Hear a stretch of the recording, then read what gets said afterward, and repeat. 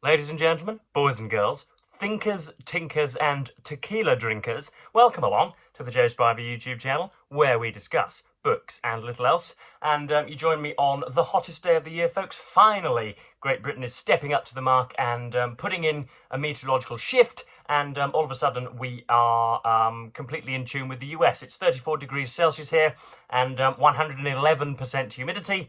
It is the hottest day of the year so far, and I am sweating it out in this this wee little hovel of mine. Of course, you will see that yesterday I was not really caught short, but I was in my on my grandmother's patio, and I am now sort of reddened with leisure. I've got a kind of airstrip of red down the front there. I'm doing my best impression of Rudolph. There's bits and bobs of brown on my forehead, but my chest is another matter altogether. If indeed you want to see a a triplet of mid-30s Venezuelans climbing this frame, then you can look at my OnlyFans down below. But yeah, we're going to get on to we're going to get onto our Hitch-athon, as I'm sure the title denotes. But I'm first of all, again, I'm going to put my galoshes into the swamp, folks. It is very, very clear on X, formerly known as Twitter, on Twitter at the moment, that I wanted to just discuss very, very briefly this this new I'm going to call it a fetish of free speech that the alt-right, or at least the right-wing agitators and aggressors, seem to have. The most egregious of those, anyway. It is a method of free speech absolutism with which I am formally familiar. Again, I don't really keep a diary, so I might as well just splurge. I'm sorry for the bitty nature of this opening, but there we are.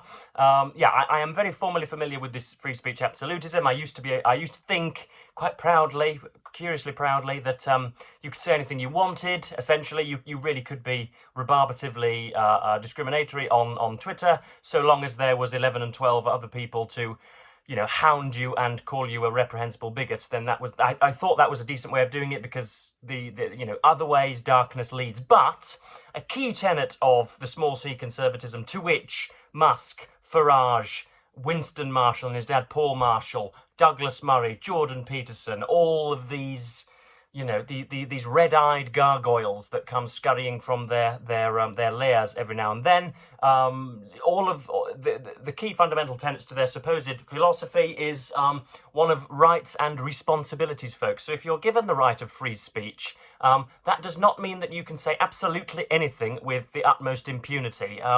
Every single syllable, especially if you've got billions of followers, is of the sort of highest interest to all of your acolytes. So everybody is talking about Keir Starmer imprisoning some people for exercising their freedom of speech, when in fact they called for the deportation of all asylum seekers in the United Kingdom, and made it very clear that they thought the idea of burning the hotels that housed those asylum seekers to be a kind of virtuous practice. They called for it and have been rightly imprisoned. You cannot say that on Twitter and hope to get away with it. You should be. I am a person who has had my freedom of speech curtailed at university for 4 and 5 years. I know what it's like to be properly victimised.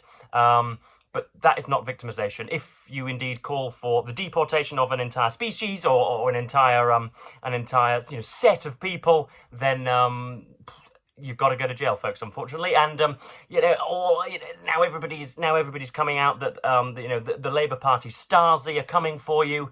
There seems to be a kind of negative correlation between an individual's familiarity with the works of George Orwell and one's predilection for posting quotations from him on Twitter.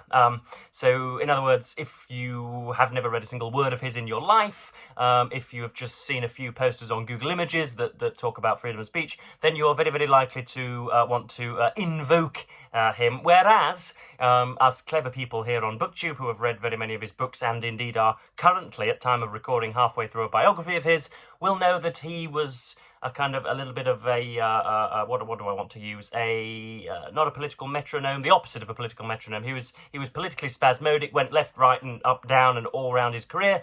And you really do cite him at your own peril. But everybody is quoting the the stuff from what will it have been? From his essays and from 1984, which is equally disgusting. So yeah, Elon Musk wants some friends, and he is a sort of talentless autist who would just like people to appreciate him. And unfortunately, beyond a few members of the American radical right, that ain't happening either. But there's the rant. Again, I'm just kind of immortalising these rants so as to be able to place them on the internet for my later enjoyment later on, when indeed I have children and want to look back on this very, very curious period of my life. But yes, we are going to continue with our Hitch-athon, folks. I am back with I think the bang is the that's the cliche used, and I'm going to grasp it with both hands. I don't have much on this week, and so there will be 3 and 4 videos for you, I can promise that. So yes, we are going to be talking about the 10 Commandments and Hitchin's treatment of the 10 Commandments today. This is where, again, some of you have done me the immense, paid me the immense compliment of purchasing this book, just so that we can go through them one by one together. And indeed, I am absolutely certain that you will find some enlightenment, some humour, some pleasure, some philosophical furtherment. If indeed you want to get a copy of these, then I would absolutely advise that you do so. But today we're going to be talking about the 10 Commandments and Hitchin's treatment of them, which is, I believe, if class, you will turn to page 414 in your textbooks. Here we are. Yes, so it's called The New Commandments there. And Hitchens goes through them with a fine-tooth comb, and this is where he's at his irreverent best. Obviously, Hitchens is probably best known now for being a combative and militant, and yet nonetheless perspicacious atheist. And this is where he's waxing lyrical about that.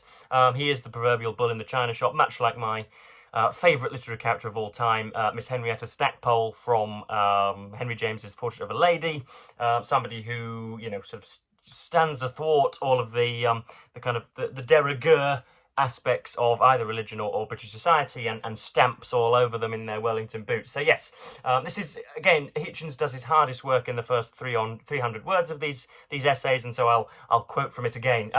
What do we say when we want to revisit a long-standing policy or scheme that no longer seems to be serving us or has ceased to produce useful results? We begin by saying tentatively, well, it's not exactly written in stone. Sometimes this comes out as not set in stone. By that, people mean that it's not one of the immutable tablets of the law. Thus, more recent fetishes such as the gold standard or the supposedly holy laws of the free market can be discarded as not being incised or on granite or marble. But what if it is the original stone version that badly needs a rewrite? Who will take up the revisionist chisel? And again, the revisionist chisel would be an excellent title for some kind of biography, wouldn't it? There is, in fact, a good biblical precedent for doing just that, since the giving of the divine law by Moses appears in 3 or 4 wildly different scriptural versions. And then there's a bit of parentheses. The first and most famous set comes in Exodus 20, but ends with Moses himself smashing the supposedly most sacred artifacts ever known to man, the original God-dictated panels of Holy Writ. The second edition occurs in Exodus 34, where new but completely different tablets are presented after some heavenly rewrite session and are for the first time called the 10 Commandments. And so already he is proudly pointing towards the what might we say, the extent to which they are mutable. Lots of religious fanatics or even just religious adherents at all would like to say that these have been carved in stone forever and ever, hallelujah, amen, when in fact they are, they have themselves been the products of some change. This is, Commandments 1 and 2, you can already, Hitchens very much like to say that God was very touchy and self-entitled, and goes on at great length here.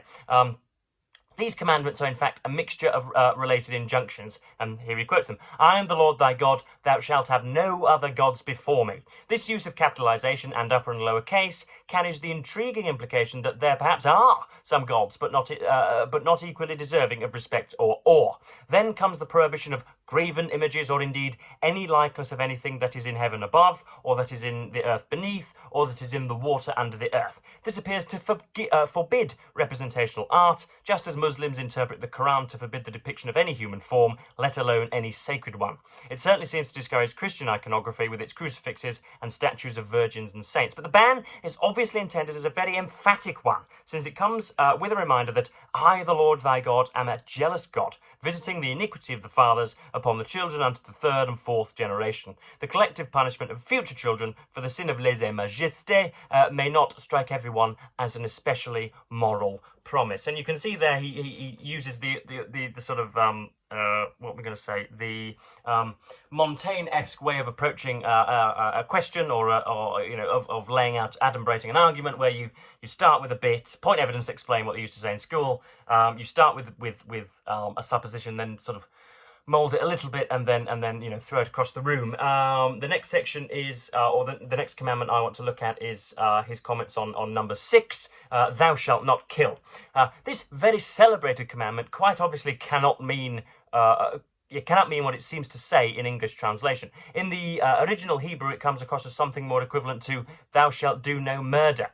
We can be fairly sure that the original intent is not in any way pacifistic, because immediately after he breaks the original tablets in a fit of rage, Moses summons his Levite factions and says, thus saith the Lord God of Israel, put every man his sword by his side, and go in and out from gate to gate throughout the camp, and slay every man his brother, and every man his companion, and every man his neighbour. And the children of Levi did according to the word of Moses, and there fell of the people that day about 3,000 men.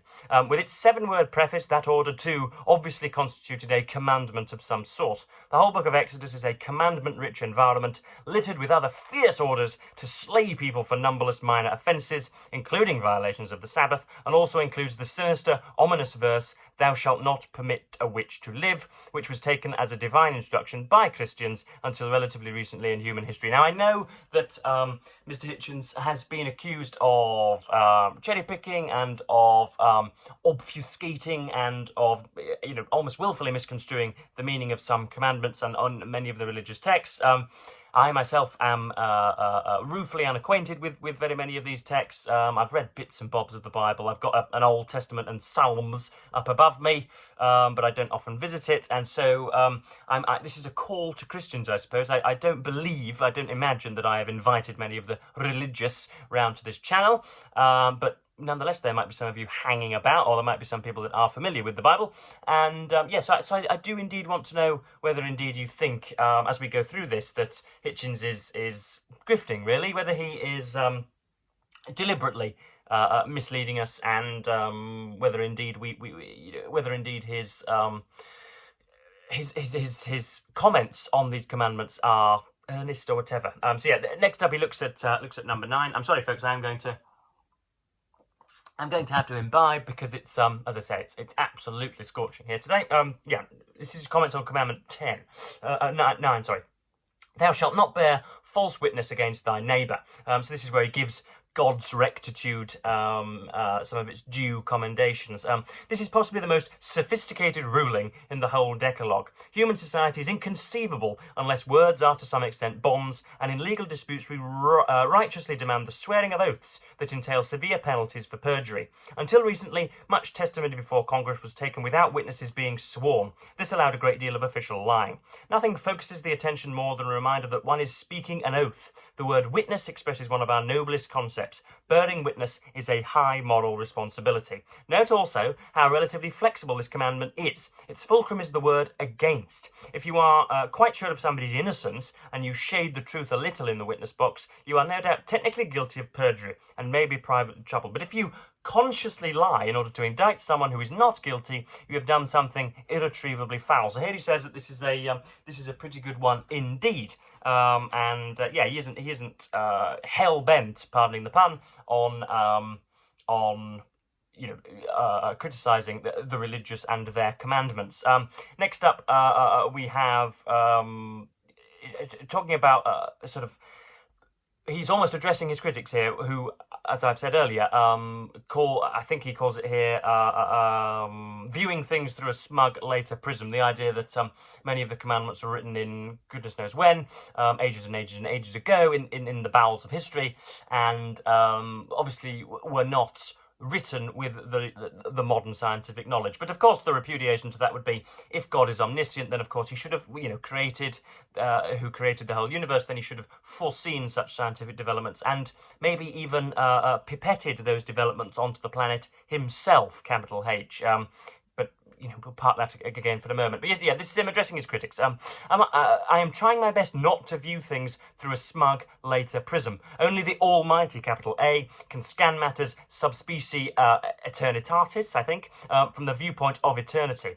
One must also avoid cultural and historical relativism. There's no point in retroactively ordering the children of Israel to develop a germ theory of disease so as to destroy mistaking plagues for divine punishments, or to understand astronomy so as not to make foolish predictions and boasts based on the planet and stars. Still, if we think of the evils that afflict humanity today, and that are man-made and not inflicted by nature, we would be morally dumb if we did not feel strongly about genocide, slavery, rape, child abuse, sexual repression, white-collar crime, the wanton destruction of the natural world, and people who yak on cell phones in restaurants. So you see the kind of the modish little jaunty, bibbidi-bobbidi little click at the end of that to make it quintessentially Hitchensian or whatever, Hitchens-esque.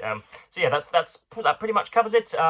Be aware that you too are an animal independent on the web of nature, and think and act accordingly. Do not imagine that you can escape judgment if you rob people with a false prospectus rather than with a knife.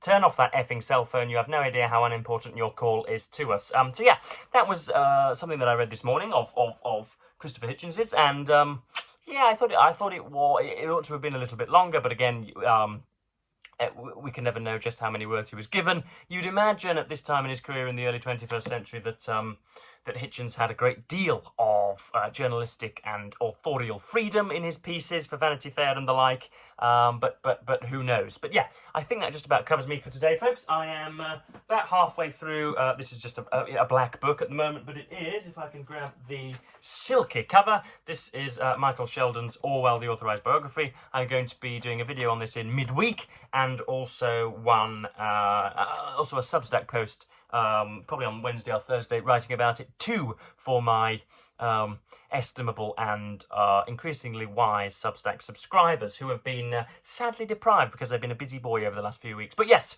hopefully I didn't get too political. Well, I needn't caveat that. Of course I got a little too political, but yeah, as I say, I don't keep a formal diary, and so whenever I press the record button, I do find myself Peterson would say grappling with these ideas, but you know what I mean, turning them over. And so yeah, hopefully that wasn't too jarring. Hopefully you've clung in for the long haul. But yes, I am probably going to stop recording now, continue reading Orwell's biography, and shelter from this this all-seeing sun. So yes, I'm going to thank you ever so much for watching BookTube, and as ever, say goodbye.